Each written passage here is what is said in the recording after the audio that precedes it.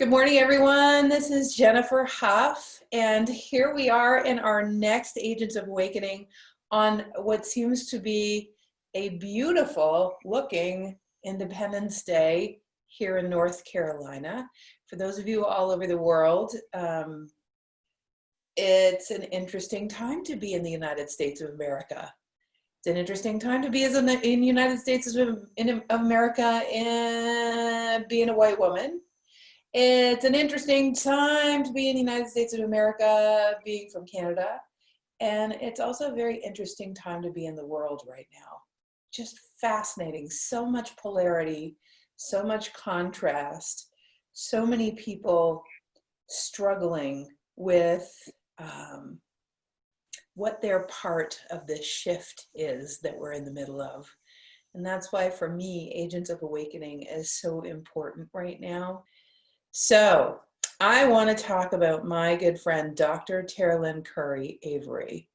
She's the creator of Pastology, which I love, which I want to get her to explain. And it's a cutting edge field that focuses on synergy between pastoring and psychology. She holds a PhD from Hofstra University and a Master's of Divinity from Yale. She is a thought leader. Well, Yale's had some interesting things happen recently, hasn't it, Dr. Terrlyn? So she's a thought leader, a pastologist. Of course she is. I invented it. And I read people. She also has a beautiful book out, and you can tell us about that, Dr. Terrlyn.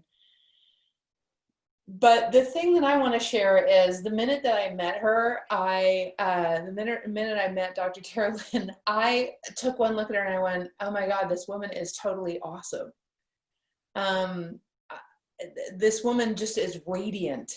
She's embodied as the reason she's on the planet. It's hard to be in your presence, Dr. Terrlyn, without getting your congruence with the reason why you were born.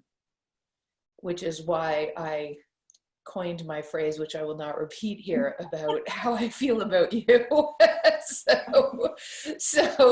Well, you can say part of it, not the whole thing. Well, let's just say Pastor frickin' awesome. How's that? Yeah, we could go with that one. Yes. That's okay, right? So everybody, without further ado, it really is a way of being that you emanate. You just embody what you're up to in the world. But we were talking earlier about where you grew up. And that's how I usually start with everyone. I grew up in Montreal in Canada, very cosmopolitan, 2 languages, having a good time. But, you're so unaware when you're little. And what I've discovered is you're also so unaware when you're old. So can you share with us where you grew up? Actually, I was very aware of things when I grew up. So I grew up in a little bitty town called Waterford, Mississippi. And it is about 15 minutes from Oxford, Mississippi, where they call themselves the Rebels. It was where Medgar Evers was slain, trying to integrate the university. It was 45 minutes from where Martin Luther King was killed at the Lorraine Motel. And it was also, I went to high school in the same town that Ida B. Wells, who was a journalist, an African-American journalist, who really wrote about anti-lynching, and her life was in danger. So ultimately she had to move to Chicago. Now, having said all of that, I was never taught that history from a school book. And my parents didn't talk about it a lot, but we grew up in a town where my community was largely people of African descent. Yeah. There were some people. So you have to know the small southern towns. So you have your communities, and then you could go a few feet up the road, and then you have like the white communities or whatever. So while we all got along okay, you knew exactly where you stood with white folks. And so for me, when I grew up and I moved north Yes. So wait, we've got people from all over the world. Some people don't understand what it's like to be from Mississippi and be of color. So can you describe, when you say where you stood with white folks, can you actually bridge that? Like, where did you stand with white So folks? here's the difference. You know, when I moved north and people wanted to talk about folks from the South, I would say at least with down South, I knew exactly where I stood. I knew that I wasn't coming to your house for dinner, Jennifer. Even if you said hi to me and we got along in school, we did whatever, we're not coming over to chit chat and have dinner together, hang out together, any of that. But because it's the South, we're very hospitable to people, right? White folks knew who I was. They could see me uptown, as we call it. And they wave, say hi. You drive down the street, they say hi. They knew who my parents were. And we all just stayed in our part of the world. I mean, it's not that we didn't mix and mingle at all, because I actually went to integrated schools from 2nd grade to 9th grade. And then I wanted to go to a predominantly Black school that actually offered more than the other school did. I grew up during a time where initially, when I was younger, I heard my parents saying yes, sir, and no, sir to white folks. That's painful. Even now, as I think about it, it hits me right in my gut. And I can remember like one of my brothers saying, why do you say that? Don't say yes, sir, no, sir to them. They're younger. Why are you saying that? Blah, blah, blah. So I think about now as a parent, the tension that my parents must have felt with their children, you know, saying, don't say that. But them growing up in a place where it was understood. But yet, my parents always walked with their heads held high. I came from a community where we were taught to be strong, proud Black people. We knew who we were, what we could do. We owned our own land. I just found out recently, because I took it for granted that we owned so much land. I thought like this is what people do. They own land. I didn't realize what my father and his father went through exactly to get the land. I used to hear my uncle talking about what he did to get his land. And so there are two things I want to say about that. One, I found out that the county I grew up in had the largest number of African-American people to own their own land. And this is something I grew up taking for granted. But I want to just share a quick story about my uncle. My uncle talked about how he had to buy his land. He had to take a white man in with him when he bought the land. And so he was talking to the person he wanted to buy the land from. The white man did all the talking and said, how much will you sell this land to me for? And he told him. And so he said, okay. And then he looks at my uncle and he goes, all right, you can buy the land. So there was nothing that the other white man can do now, because he's said how much the land costs. So my uncle, you know, purchased this land. And so I grew up surrounded by people who knew who they were. And so I've never once had to doubt who I am. Does that mean, like anybody else, sometimes you don't go through like, you know, the sort of, you know, why aren't they doing it? You go through personal stuff sometimes. But in general, I grew up with a really, really firm foundation, having gone to predominantly Black schools all my life. And I was taught my history more than some were taught. And there, but again, Ida B. Wells was never mentioned to me in high school. Of course not. Of course, dude. I am getting an education right now, because I literally am chasing after all of these videos and books and all that kind of stuff, because first of all, I grew up with Canada's history, so that just negates ever learning American history anyways. Mm-hmm. But I know that if I had been down here, I wouldn't learn about Ida B. Wells either. So doing my homework. And that story about your uncle makes me nauseous. I mean, that is just so painful. That's so degrading. That's horrible. So let me just say this. Degrading, yes, but actually we learned it as a source of strength. Tell me. Because the thing that Black people have always had to do was to figure out, how do I navigate a white system? And how do I do it in a way that I can still hold my head up? Right. So And so basically, you know, what we'll get to in a bit is how the entire system is actually like the entire system is actually, and I, please, as you're listening to this, understand that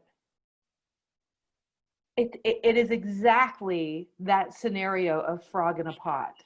If you put a frog into a pot of boiling water, the frog jumps out. And recently, to me, the scenarios with the recent videos, you know, the Coopers, and you know, there's been several videos that are like frog in a pot videos that the water is boiling, and for some reason well, not for some reason, it's a confluence of all sorts of circumstances, being COVID, being, you know, those videos, being the world is on fire, being politics, being all of it. And now that was like the straw that broke the camel's back almost, right? Yeah. And so otherwise we've been all sitting in the pot, and it's just been slowly heating up, and nobody ever noticed. And at some point, you know, that social fabric just dies. And it's just been festering. And for me right now, it feels like we're all being thrown into boiling water. Now, what are we going to do? Right. So it's an underlying systemic issue that you walk around in every day. well, yeah, I was going to say, we've been in the boiling water all our lives. Yeah. Right? And here's the thing that I want to say, because I want to be just very direct on here. White people are just waking up to this, right? And their minds are blown. Yeah. Whereas people of color have had to figure out, how do I navigate this system all along? And we've been screaming in a way, trying to say, this is what's happening to us. And then folks will use an excuse. And so now all of a sudden it's like, oh my gosh, I didn't know I had white privilege. I didn't know that this was alike. It's like, really? We've been trying to tell you that all the other Black people who've been shot and killed, the health disparities, all of that you didn't notice. But even now, even after what happened to George Floyd, I still see people making excuses saying, well, not every Black person is like that. There'll be some people on your show who will look at this and say, see, she got her PhD. She has her master's degree. Matter of fact, I have 3 master's degrees. And they'll say, well, she made it. But does that mean that it didn't come without cost to me, emotionally, even psychologically, even? Does it mean that it didn't come without people making assumptions about who I am, who I can be? You know, does it mean that I still don't have to navigate a white system? I have to navigate it so much so that when my husband and I were trying to figure out what to name our kids, before we had any sort of discussion of what those names would be, we had to think about the name, because we had to think about, I'm so sorry about that. But we had to think about, you know, do we want the world to know, before they ever lay eyes on our children, when they see their resume, do we want them to know that they're Black? Those are the things that I, as a person of color, have to think about, that a white person probably doesn't think about. Well, it's interesting. I'm going to repost an article actually that I just read of a white woman who's married to a Black man, and her husband got very angry at her over a series of events that happened that she just took for granted. And she wrote a fabulous article. I think they're both Harvard graduates. She wrote this fabulous article on her awakening, let's say, or her constant awakening with him, and re-education. It is a great article for people for white people who just don't really get it and might say that, you know, well, she got a PhD and blah, blah, blah, blah, blah. But that's just silliness. So once you understand, and I really encourage people, you know, every day I do something to educate myself, and it's very humbling.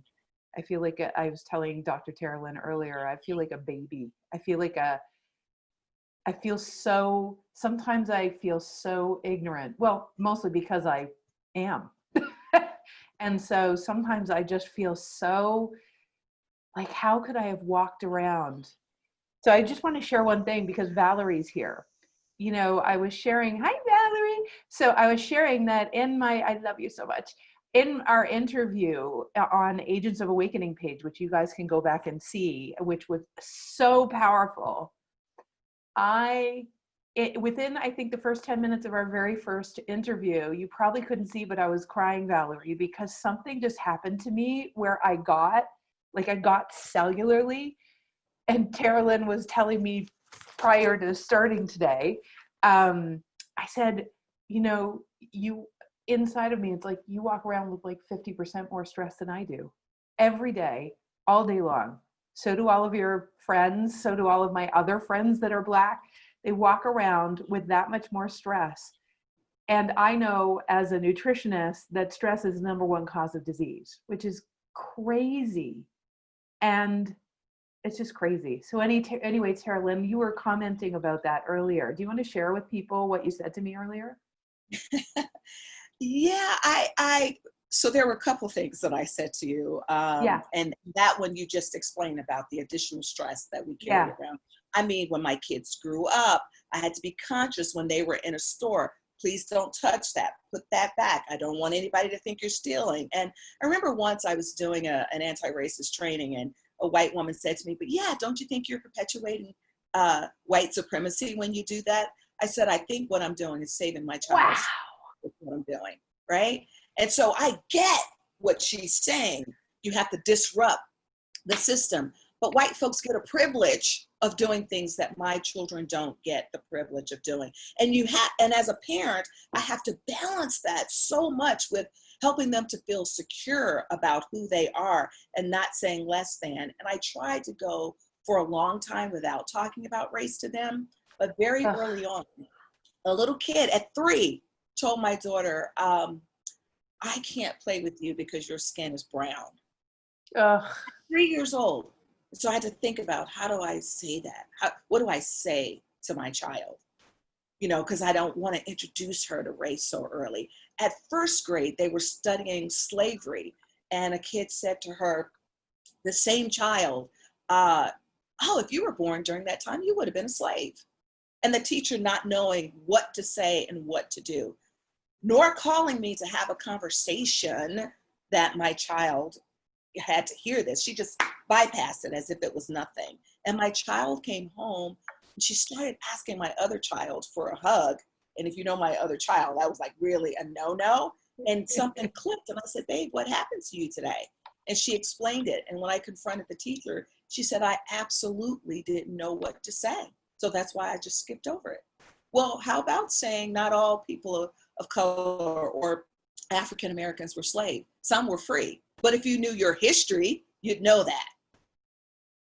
How about talking about the whole system of slavery and talking about there were some whites who were enslaved? You know, like it just boggles the mind, you know. But the other thing that I shared with you, so hopefully this isn't offensive to your people. So wait, everybody breathe and see if you can expand your heart big enough to actually hear this. So actually let yourself hear it.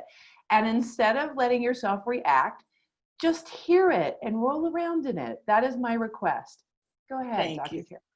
So I said to Jennifer beforehand, there's this saying that Black don't crack, right? That Black people tend to look a little bit younger than, you know, white people or people with lighter skin. Mm-hmm. And so even though that may be a true statement that Black people look younger, inside though, we're dying 8 years sooner than white people because of the additional stress. And it's something that's so important that doctors need to be aware of it, because if they're not, when we come in with high blood pressure, they assume it's because of what we're eating, because of our diet, but not really taking a look at the extra elements of stress that we have to deal with. The other thing is, people need to know for infant mortality rate, even for middle class women who presumably had the same kind of medical care as white parents do, the infant mortality is still higher. And it's because of the extra stress. Sure. I don't make this up, but I happen to know it because I teach courses as well. And when I teach courses, I do my homework. And that's a part of the research that's been found. So when people talk about us making stuff up like, oh, why don't you guys just do X, Y, and Z and get over it? Come live my life for a day. Yeah. Then tell me to just get over it. And I want to be clear about something. It doesn't negate the fact, Jennifer, that you have problems. You and I might share the same issues, right? You know, when you're married, when you have children, when you have parents that you take care of, all of those things. Yes, we experience some commonality, but try adding your race on top of it. And in particular, try adding the Black race on top of it. So wait. We got to talk about this because there's something here that, and I know we've all talked, we've talked about it. However, I really want our audience to hear this. For me, when I started researching and looking at things, there was an almost like I had to discount my own stress because, like, who am I to have stress when I don't live like that? God, I drive my car, and if someone pulls me over, I'm like crossing my fingers that I can talk the policeman out of it. I'm not worried about, oh my God, he's going to think that I'm going to pull a gun or be some kind of thug. The policeman comes up to me a completely different way. And so I don't walk around in that stress just when I'm driving my car. Mm-hmm. And so I started, when I first started looking at all the research, I thought to myself, I feel guilty for being stressed. Like, I shouldn't feel stressed because my friends are walking around with, you said 25% more stress. I actually feel like it's more because it's in your beingness. It's like literally you walk around the earth wondering when something is going to happen. And so my question to you, and maybe this is a discussion between you and I, is how, when one starts, what's your recommendation, not as a Black woman, but as a pastor, as a psychologist, as someone who does what she does for a living? How does one bridge that? Because a natural thing to look at is like, oh, well, they went through that, so I have no right to my experience of this, because it's like, I can't even talk about it. It's painful in my body to know that my friends are going through that. So, Jennifer, I can answer that question. Never is there a time that I take being a Black woman out, because it's who I am. Of course. But I can answer that as a psychologist, pastor, and one who's done this training a lot. It's not about the competing sort of, there's always a competing victimization sometimes that people experience. And then there's the guilt that people experience. And then there's, like you're saying, how can I still honor who I am?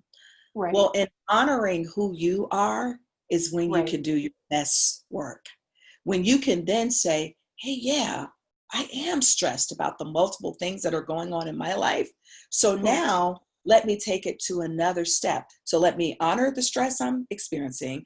And then let me say, if I'm feeling this, now on top of it, I can open my eyes more and understand. You have to honor who you are. And the best teacher of that was my sister, actually. So it didn't come from my years of experience doing any of this.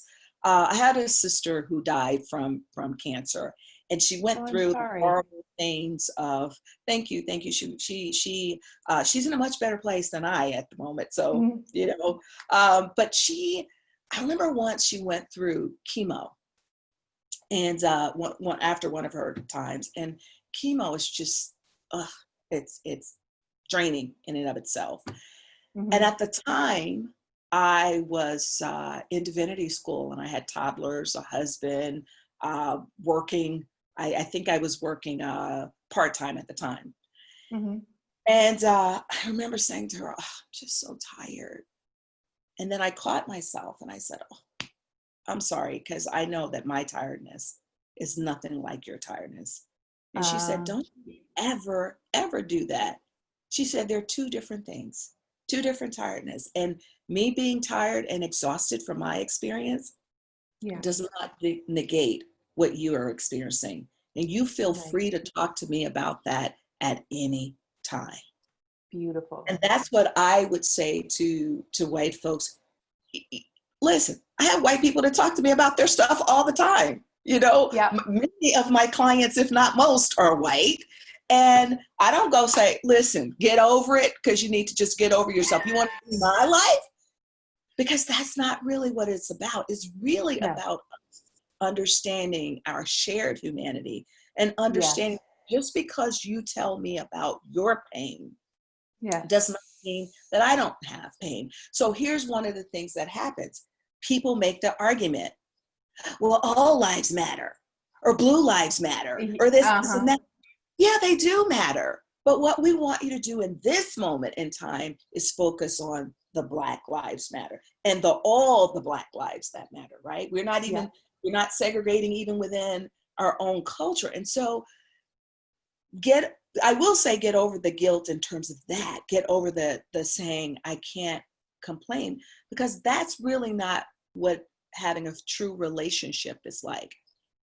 I never want to be connected with someone who only wants to hear about me, because quite frankly, I actually don't talk about the stuff that goes on with me with everybody, right? That's reserved for certain people. So I'm not just, but what I do, I always try to have teachable moments with folks, particularly folks that I'm very comfortable with. I will say, okay, you know, it's inappropriate for you to say X, Y, and Z, right? Oh, I mean, you've been on meetings with me before where I've done. I love it. It's like, educate me. Like, so even 2 minutes ago, you just said, it's like, well, I can't get rid of being a Black woman. It's like, well, of course you can't. And it's what's beautiful is, I got it the instant you said, like, of course you can, you know. And it's like there's of course Black Lives Matter. But the reason we're saying it is because right now, societally, they don't matter as much as the rest of the lives. Right? So it's like it's a statement, and until such time as every life matters, you gotta say something to bring attention to the places where there's incongruence. And so I totally get it. It's really interesting. God, we're gonna have to split this interview up, because as long as you're up for the conversation, Dr. Terrlyn, I want to. So there's a man who shall remain nameless, who actually used to work with us, and his daughter is she's just fantastic. She's just she gets it. She's just like such a fighter. And but he's having these arguments. He's saying things like, well, don't all lives matter? And I've had hardship too. Don't you understand what? And what I'm noticing is that much like I said, I feel pain and I have stress, but my stress doesn't compare to yours when it's still painful, right? And what I do is I use that pain to catalyze me to act, to do things, to educate myself. I just use it, right? But I notice that there's a bunch of people who say like, well, I have things that stop me. I have stuff that really hurts me. And this is a particular man who happens to be white. And his daughter is so feisty to try to give him an education. So it's interesting to me how to build a bridge. I don't think he's hearing it. So Agents of Awakening is all about building bridges. So how do you think we build that bridge? How do we get there? That's why people need training, Jennifer. Because it doesn't just happen. I appreciate when people can read a book, when they can watch a show, and when they can continue to think more broadly from awakening. Sure. The idea of awakening, though, is that we then make choices, right? I love Yeah. your name, Awakening, the Wide Awakening. Yeah. In fact, it's my word for the year. And Oh, cool. yeah, to awake, you know. But awakening means that we make choices. Yeah. And it's what we choose to do, what actions we choose to take. So for Yeah. that man who wants to say, you know, to talk about his competing Yeah. stress, his competing life, he really doesn't choose to be Yes. awakened in this moment. Yeah. And so what I would say to him, and this has happened in the classes that I've taught, because I teach college students sometimes, and many of my college students have never been exposed to a Black person. I'm from New England, so just so that people know. And so some of them in certain parts of New England have never been like exposed to Black people. And so the exercises that I have my students to do in the classes that I teach, when they are able to go back to their parents and try some of the exercises with them, they go, oh, I never thought about that. Even something like watching the Black Panther. Yeah. That was my students' final assignment. I took them to the movies to see it, and then I created a final exam for them. And this one child talked about, or student, I guess she's not a child, she's in her 1920s, 19 or 20-year-old. She talked about taking her dad to that movie and how his eyes were awakened by seeing all the Black, you know, characters, understanding the directors and the people who designed it. He never had to think about any of that before. And so then it began to open his eyes to what else is different. So here's what I say to people. You and I could grow up in the same area, and the only difference is skin color. Yeah. When you take a look at that, though, and then begin to look at things like health issues, or look at how you might excel in a way that I don't excel, or faster than I excel, the only difference is skin color. That's what people have to take into effect and say, well, wait, why did this happen to me and not this person? Why did that Black person not get the job and they were more qualified? You know, why are the rules different? And that's what people have to understand. So when I do training with folks, I will take them through thinking about exercises just based on nothing but color and race, not the other things, because we all have those other things. You know, when people talk to me about being discriminated against, I said, yes, but at any point in time, when you show up to a place, the first thing, you know, people see obviously is color.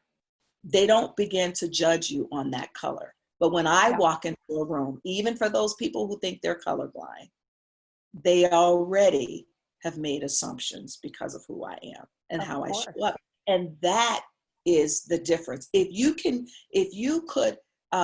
take two people who are impoverished, one Black and one white.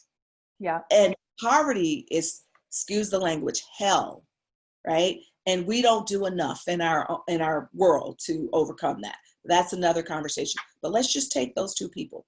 If you take them both out of that and you put that white person in a suit,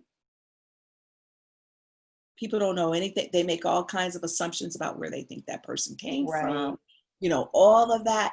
But that Black person puts that suit on, you can still know that they are Black. You don't know that white person came from poverty, because people treat white people who come from poverty very nasty too. So I want to say that because I understand that.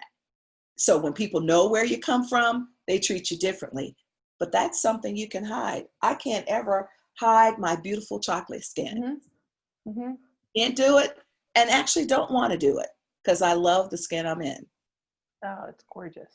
So I want to pause for station identification for a second. Everyone, this is Agents of Awakening, and we are going to post Miss Dr. Terrlyn Curry Avery's training on it's called Silence is Deadly, and it's taking place. Give us the date, Dr. Terrlyn. So It is for 6 weeks. And it is every Wednesday from 11 o'clock to 12:30. It starts next Wednesday, which is the 8th. And that's the 8th of July, depending on when you're listening to this. Thank you. I am going to recommend that everybody listening right now, at very least, go to the page, but I want you to join me in signing up. And let's do this together. Let's have brave, courageous conversations. Let's awaken together to a whole other aspect of humanity that maybe you hadn't considered, maybe you are considering, you just want to go deeper. You know, if we all want to walk around this world together, doing what we were meant to do, which is co-creating. You can't co-create if you actually have excluded things that you don't even know that you've excluded. If you have conversations that keep things away, you don't even know that you're having with yourself.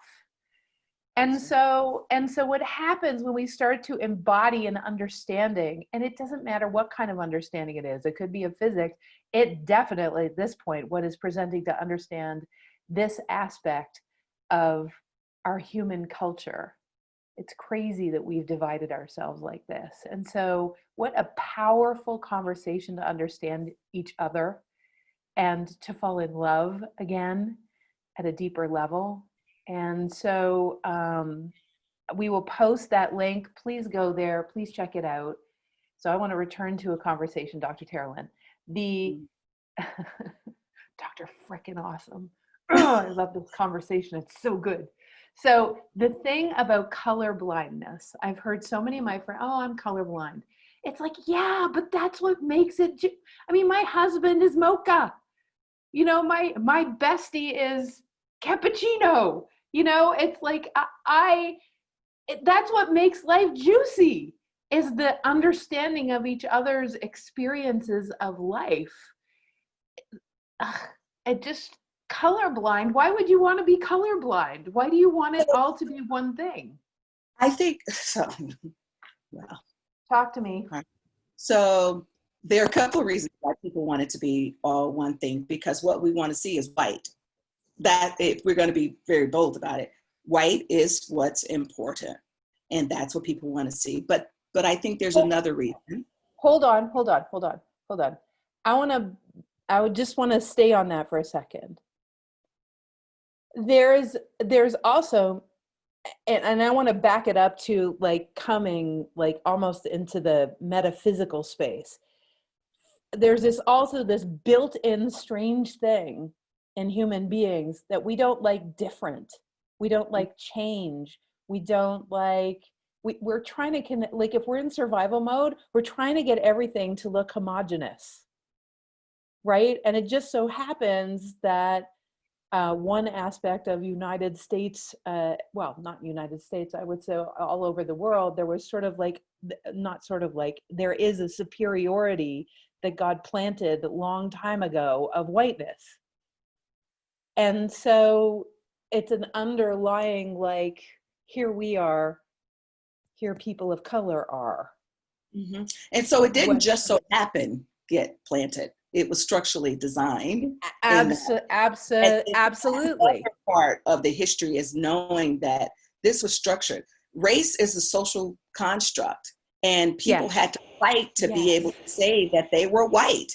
There are some people who are white now had to like fight to really say that. But I just want to just say, in terms of the colorblind piece, look, we grew up in this country, in a highly racially charged country. So for some white folks, they thought, in order to say that I love Black people and I don't see color and I'm going to treat everybody the same, their parents taught them not to see color. In fact, their parents taught them not to even say Black, because, you know, I love to hear comedians, particularly some Black comedians, when they start talking about race, and they'll say, you ever notice when there's a white parent talking to their child and they'll go Black, you know, like they can't even say Black. Right? As if there's something wrong with saying the word Black. All of these things from a psychological place start to weigh on your mind. But the difference is, it's really a lie to say that we're colorblind. It's totally a lie, because you know I'm Black, don't you, Jennifer? Like, come So on. far.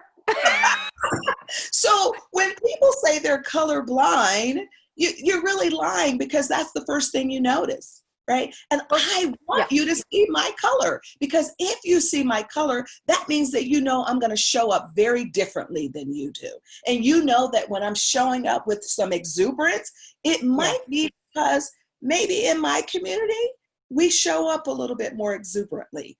You know, not every Black person, but maybe we show up with some expression and with some colorfulness in our language and in the way we talk. I want you to see that. If you want to know the me that's in its full glory and blossoming, bring all of that in, right? I always liken it to when I'm preaching in churches. I preach very differently in a white church than I do in a Black church. Ooh, now that's interesting. See, that right there is the bridge that you build. That's interesting to me. I want to, okay, so I want to go back, and then I want to unpack why you preach differently in the two places, because that's about the bridge that you build. That's interesting to me.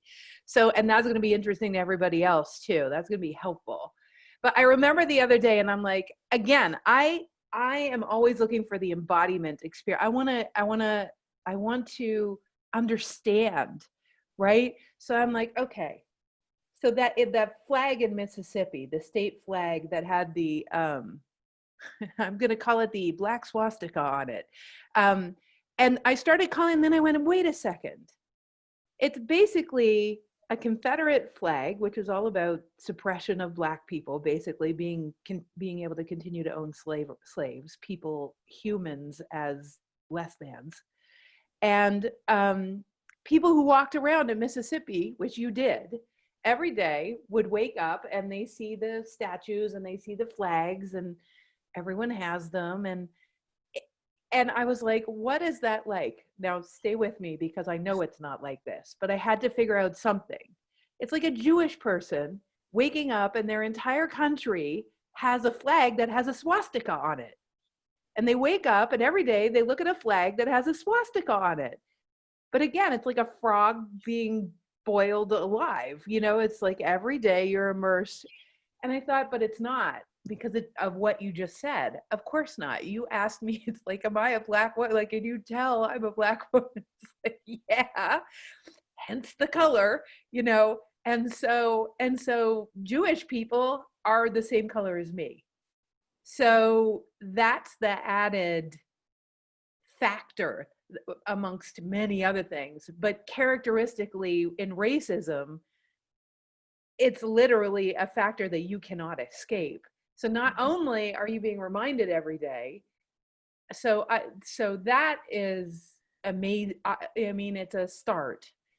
And tell me. I should tell you that for me, those flags didn't mean anything to me when I grew up. Tell me why.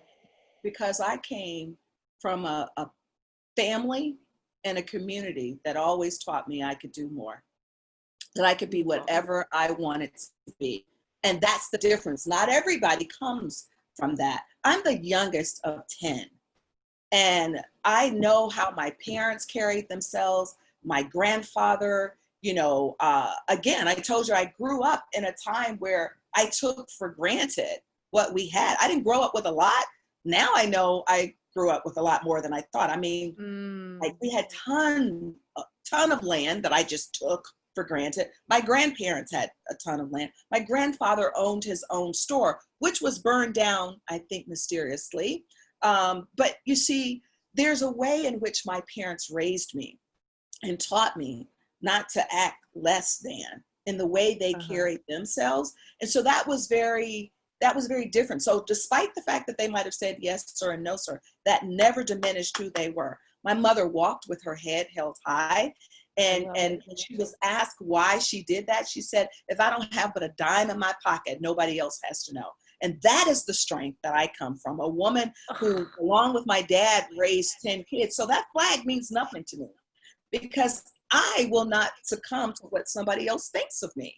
So that doesn't mean that I'm not stressed, but it just means that I know that I'm more than the world thinks of me. So that bridging that I do is really about helping people to understand that you get to choose and you get to define who you are and how you want to show up in the world.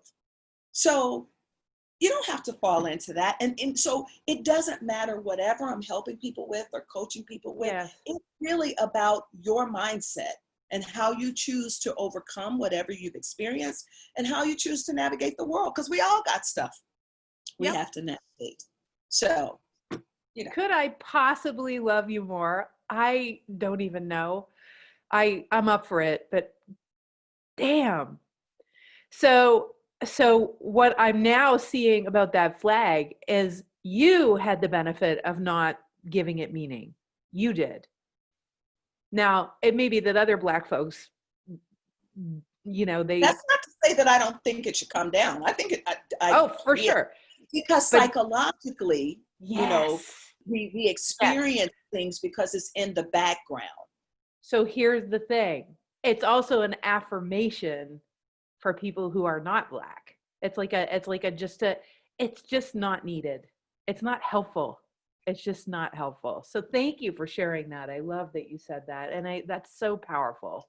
It's so beautiful because I think, I'm sorry to cut you off, Jennifer, but I think no white worries, folks you go. talk about don't take the flag down. I think for them, the meaning is quite different because somewhere in their psyche, they're holding on to, that's my history. And that shows how much, this land and country is ours. Well, it's mine too, because my ancestors built it. So I kind of there's think a better flag. We fought in the service just like everybody else did. So these stories of like, you're not being patriotic when you don't stand with, I was about to say something, but I have to remember that I am Pastor Awesome. So I won't say words that I don't normally say anyway. But I get very impassioned about this because this is about people's lives. Yes. Right? It's about their lives on a psychological level, on a spiritual level, a human level.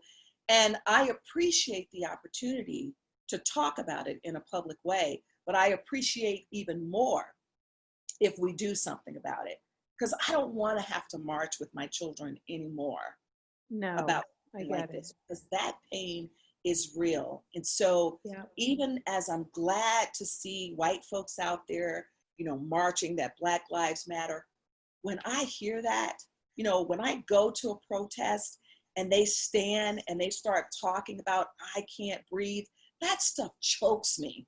It's not just words to me. Yeah. There's an emotion I feel when they're saying, I can't breathe. When he's calling for his mother, that goes deep within my body. And so while I'm so glad to see so many people responding to this, what white folks don't understand, let me speak clearly, is the emotional toil that it takes on us as people of color. Even when I do trainings, which I do because it's a calling and it's because I know that it's the thing that's going to help people to grow, and that's what I'm about. But never mistake that there isn't an emotional cost to me when I do those trainings. Because it's my experience, it's my ancestors' experience, and it is my children's experience, sadly. And so I'm doing this because I want to make the world a better place. And I rise to the occasion. And so all I ask is that my white counterparts do the same, particularly for those people who think they're woke, right? Yes. Yeah. It's like, as I was saying to you earlier, I really feel like this journey does not end.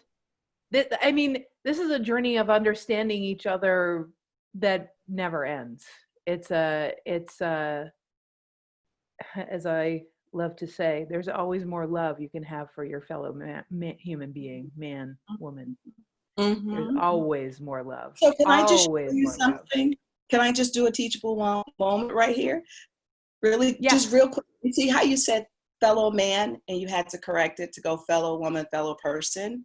Yeah. That shows you how things are so deeply rooted in our system. Yeah. So when we think that we're not racist or we're over it, This Yeah. stuff is so ingrained that it really proves your point that we have to continuously work on it. 1,000,000%. That's why this journey has been so humbling for me. It's like, oh my God, so unconscious, just such unconscious behavior. Holy cowabungas. So, now, last thing. I mean, we could do this for days. Honestly, we could do this for days. And I want to honor what you said, that when you do this training, you're actually bringing your entire history, your family's experience, where you live, what's happened to you, what's happened to your friends.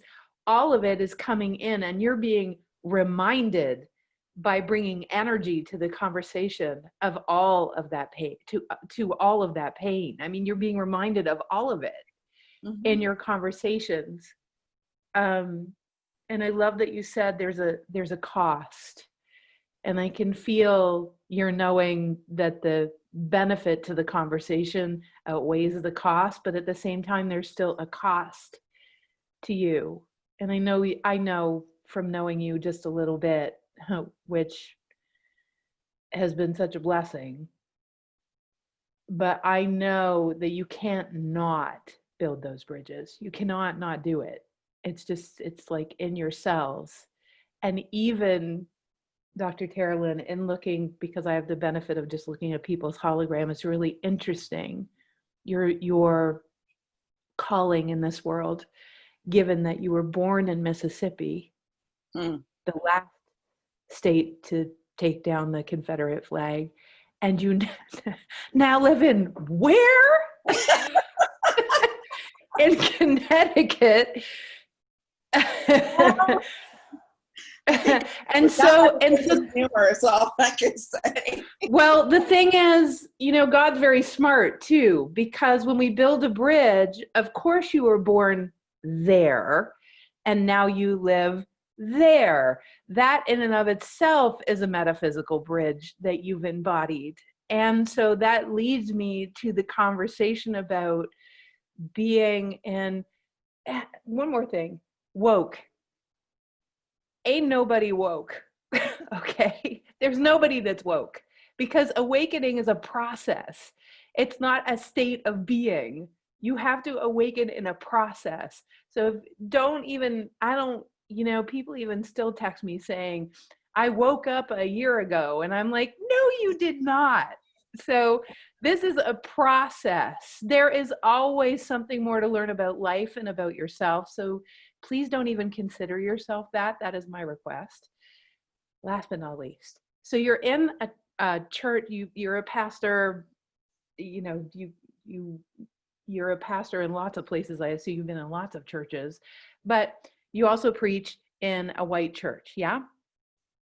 I pastored for 2 years. Right. So what's the difference? Like, why? What is the difference? How do you change your language? Like, what happens? How do you build those bridges? I am very curious about that.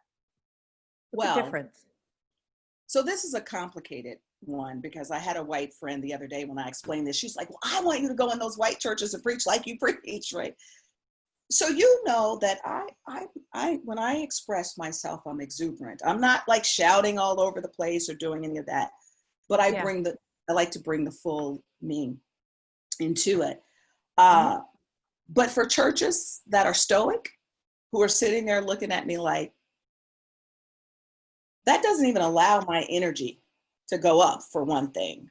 Secondly, if I say, can I get an amen? It scares folks. They may do it one time. If I'm visiting there, that's fine, because, it's cute. The Black pastor came in and she was like telling us to say amen. But on a weekly basis, nah. So what I do, it could be the exact same sermon, but I speak this way if I'm talking to them. But if I'm in the church that I pastor, where I can just be fully Terrlyn, and then allow the Spirit to fully immerse the Spirit self in me, then whatever takes me in that moment. Just like when I was talking to you a minute ago, I felt myself being a little pastorish in my talk, because I was excited about what I was saying, and I'll just Yeah. allow spirit to flow through. I feel like I'm constricted in a white church in ways that, because first of all, if church service is an hour, it's an hour.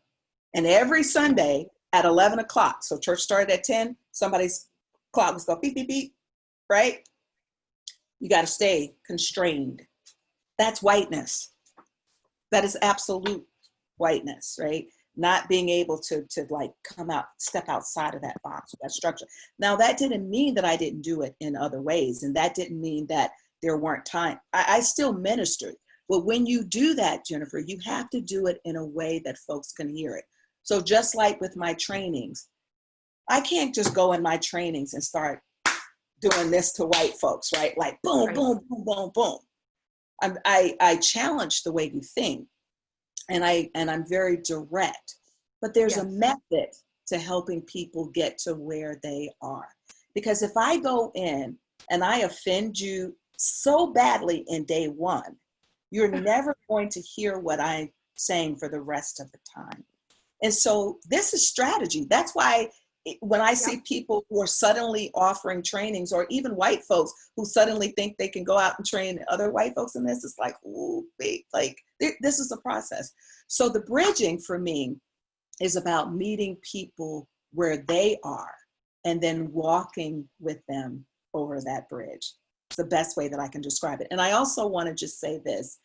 When you say it's a process, there's work for me as a Black person to do as well. So when I sit in on race trainings, I'm not talking about diversity, because we're so comfortable lumping everything in as one. We can talk about diversity, but we talk about race, people get scared.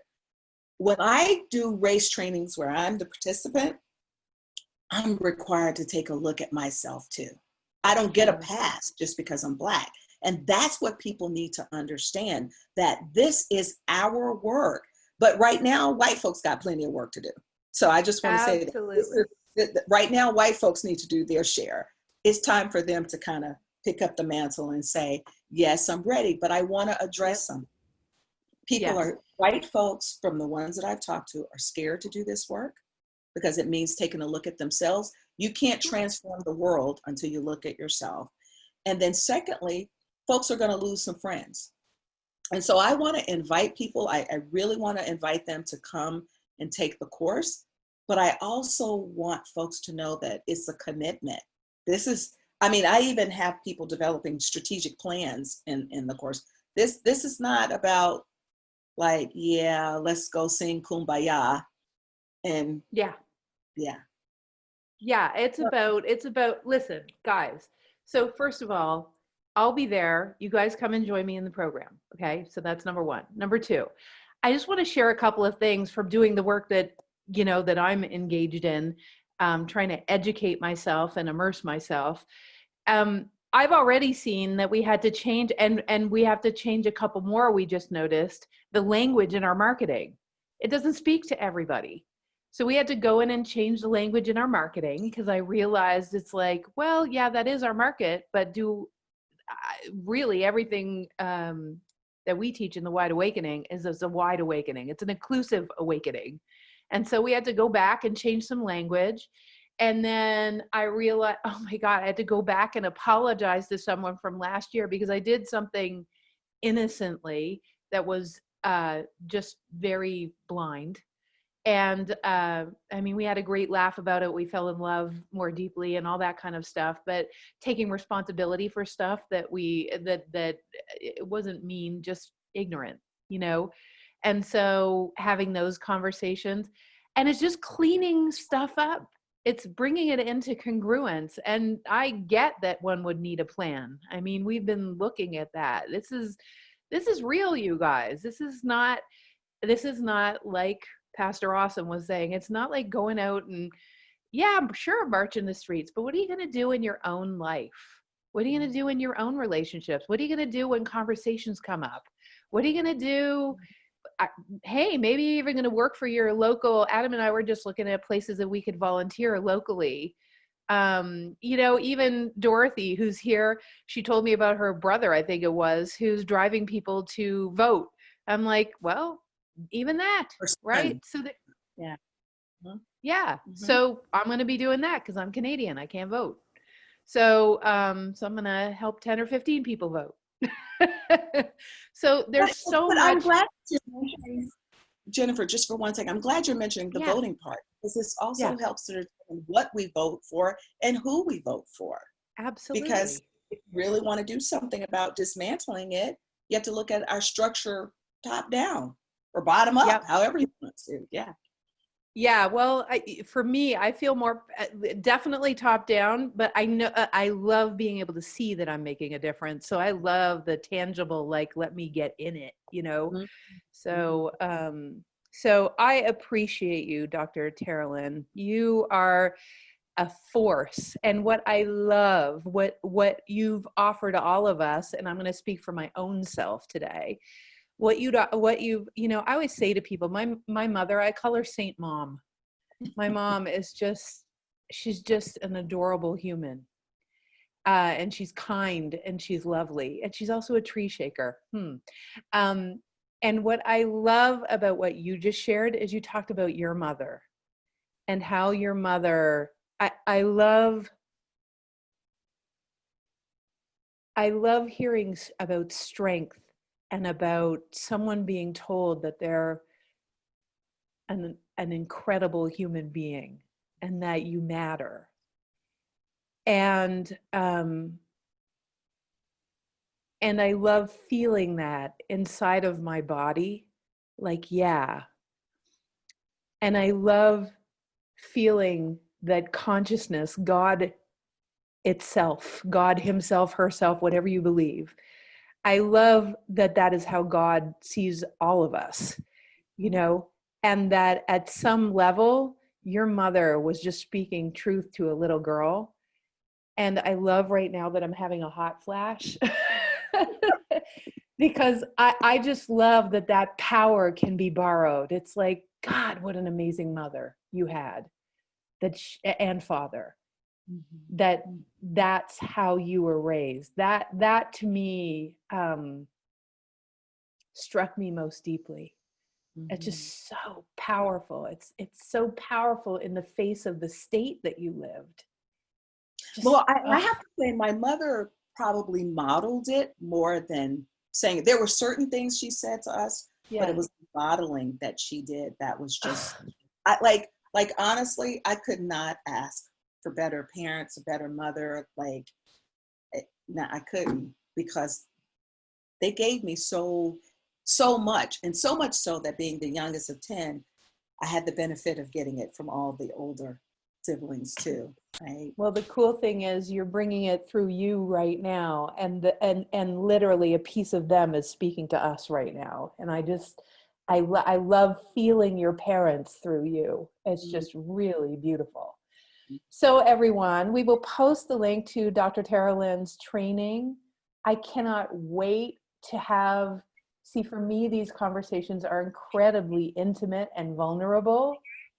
And you can probably already feel the space that Dr. Terrlyn creates, because it has to be a powerful, safe, love-filled space. And I know everyone else can feel it too, that just the love that you emanate for what's possible for humanity, my dear. It just comes out of your pores, and that's what an agent of awakening really is. So understand, everyone, because this is an Agents of Awakening conversation, this is not about you like, oh my gosh, no, you are that. You have the capacity to change the world at that level just by being more yourself. Dr. Terrlyn said it best at the beginning. She said, even when you were talking about being in church, it's like when I show up in a Black church, I'm like all of me. I'm all of me. I let it rip. And here's the thing, guys, there is nothing more fulfilling than letting it rip in this life.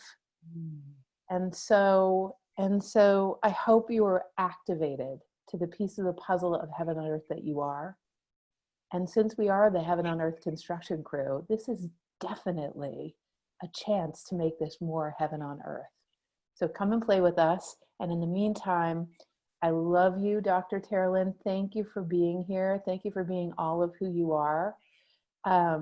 Everyone who's here right now on our little Zoom call, I'm just deeply in appreciation of my dear friends being a witness to this conversation. And let's just continue. Let's see what presents next. I'm sure we can take this deeper at some point. And everyone else, just stay tuned. This has been Agents of Awakening. Do you want to say a final word, Dr. Terrlyn, to everybody? I just really want to thank you, Jennifer, for the conversation. We went way, way over, but it was because it's so passionate. And I just really want to encourage people to make a choice to do better and to be better. Don't go back to things that's normal. Now let's agree that we want to be anti-racist and we want to take down white supremacy as best as we possibly can. Absolutely. Absolutely. So everyone, we could hashtag Black Lives Matter on this one. Definitely hashtag Agents of Awakening. And let's put a hashtag to Be the Bridge. That's my favorite. Be the bridge to a different world. Yippee. Well, thank you everyone for being here. We'll see you next Friday at 9:30 in the morning. And I love you all madly.